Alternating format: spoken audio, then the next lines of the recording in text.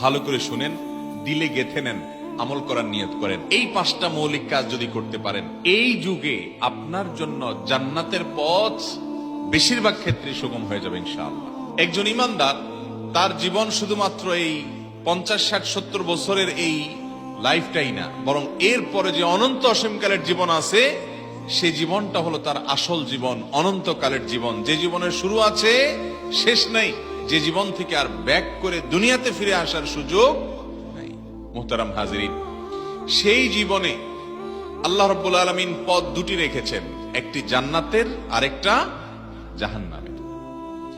যারা দুনিয়াতে ঈমান আনবে এবং নেকামল করবে, ঈমান আনবে এবং ভালো কাজ করে নিজের পুরো জীবনটাকে যারা সাজাবে সুন্দর করে, তার জীবনে ঈমান আছে, কুফরি নাই, নিফাক নাই, শিরক নাই, তার জীবনে নেকামল আছে, বদামল নাই, সে এভাবে যদি নিজেকে সাজাতে পারে এবং কোনো মতে দুনিয়ার জীবনটা খেয়ে না খেয়ে, কষ্টে সুখে দুঃখে, ভালো হোক মন্দ হোক, কোনোভাবে শেষ করে এখান থেকে শুধু ঈমান আমলের পুঁজিটা নিয়ে চলে যেতে পারে, তাহলে আখিরাতে তার গন্তব্য ইনশাআল্লাহ জান্নাত।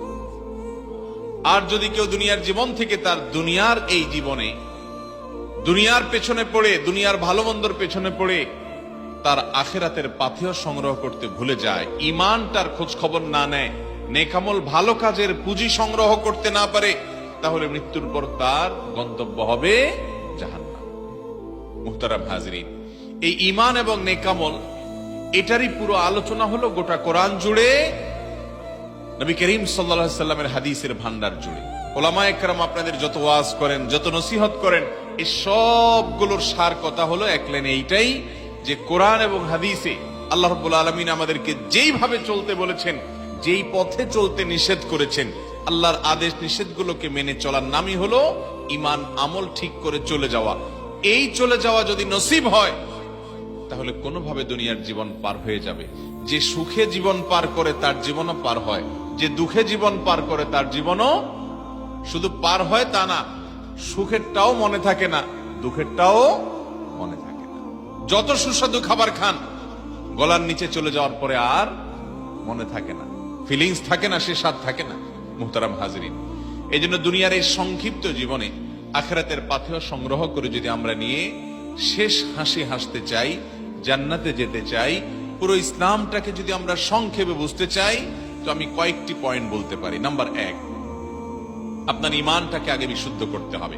আমাদের রব, আমাদের মাবুদ, আমাদের দাসত্ব, গোলামি এবং ইবাদতের একমাত্র উপযুক্ত সত্তা হলেন কে? আল্লাহ। তার সঙ্গে আর কাউকে শরীক করা যাবে, সেটা জীবিত মৃত কোনো মানুষকেও না, কোন পীর সাহেবকেও আল্লাহর সঙ্গে শরীক করা যাবে? কোন কবরকে, কোন মাজারকে আল্লাহর সঙ্গে শরীক করা যাবে? পৃথিবীর কোন ইজম, মতবাদ, আদর্শ, যত পছন্দের ব্যক্তি হোক, আমার আল্লাহর সঙ্গে কারোর কোন তুলনা চলে না, কারণ আল্লাহ স্রষ্টা, তিনি একমাত্র খালেক, স্রষ্টা, সৃষ্টিকর্তা, আর সবাই হলেন সৃষ্টি।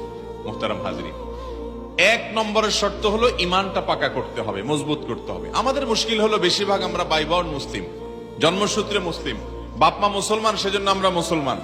এই কারণে আমাদের ঈমানটাকে আর নতুন করে রিনিউ করা, এটাকে রিপেয়ার করা, এটাকে একটু খোঁজ খবর নেওয়া, এটাকে একটু ঝালাই করা, ভুল টুল হলে সংশোধন করা, এটার প্রয়োজন আমরা অনুভব করি না। অনেক মুসলমান আছে 50, 60, 70 বছরের মুসলমান, ওনার কোন কথায়, ওনার কোন কাজে, ওনার কোন বিশ্বাসে, ওনার কোন ত্রুটির কারণে ঈমান চলে গেছে। নামে মুসলমান, পাসপোর্টে মুসলমান লেখা আছে, এনআইডিতে মুসলমান লেখা আছে, এই অবস্থা দুনিয়া থেকে চলে যাচ্ছেন, অথচ আল্লাহর খাতে মুসলমান নাই, কারণ তিনি ঈমান নষ্ট হওয়ার মতো কোনো কাজ করে চলে গেছেন। আছে না নাই?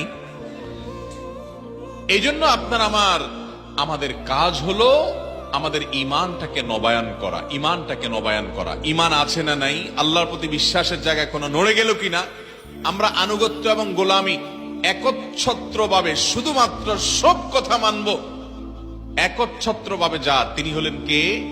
আল্লাহ রাব্বুল আলামিন। তো আল্লাহ রাব্বুল আলামিনের সেই নির্দেশনার জায়গায় যদি আমি অন্য কোনো ব্যক্তিকে, দলকে, গোষ্ঠীকে, পছন্দের যে কোনো কিছুকে যদি আমি জায়গা রাখি, এটা এক প্রকারের শিরক হয়। আখিরাতে নাজাতের জন্য, খাঁটি মুসলমান হওয়ার জন্য 1 নম্বরের শর্ত হলো জন্য ইমানটাকে খাঁটি করা। আল্লাহ তাআলা আমাদের ইমানকে খাঁটি করার তৌফিক দান করুন। আমাদের বিশ্বাস হবে আল্লাহ রাব্বুল আলামিনের খালিকিয়তের উপরে, রুবুবিয়তের উপরে, উলুহিয়তের উপরে। তিনি ইবাদতের উপযুক্ত, আর কেউ না। এই বিষয়টাকে পাকা যদি করতে পারেন, এরপরে 2 নম্বর কাজ হবে 5 ওয়াক্ত সালাত আদায় করা। নামাজ ইসলামে এর চাইতে গুরুত্বপূর্ণ কোনো বিধান আর এর চাইতে জরুরি কোনো নির্দেশ নাই। এই জন্য একজন মুসলমান হিসাবে আমাদের দ্বিতীয় কাজ হবে আমাদের আখিরাতকে সুন্দর করার জন্য 5 ওয়াক্ত সালাত আদায় করা। আমি 4-5টা পয়েন্টে শুধু গোটা ইসলামকে আপনার সংক্ষেপ করে দিচ্ছি, সমুদ্রকে ডিব্বায় ঢুকা দেওয়ার চেষ্টা করছি। অর্থাৎ আপনি ঈমানকে পাকা করলেন, এরপর দ্বিতীয় কাজ হলো 5 ওয়াক্ত নামাজ পড়লেন। 5 ওয়াক্ত নামাজ সময় মতো পড়লেন, ধীরস্থিরতার সাথে পড়লেন, সুন্দর করে পড়লেন, ঠিকঠাক ভাবে পড়লেন, 2টা কাজ হয়ে গেল। নাম্বার 3 নম্বর কাজ হবে হালাল উপার্জন করা। অনেক লোক আছে ঈমানও ঠিক আছে, নামাজটাও ঠিক আছে, কিন্তু 2 নম্বর উপার্জন করে।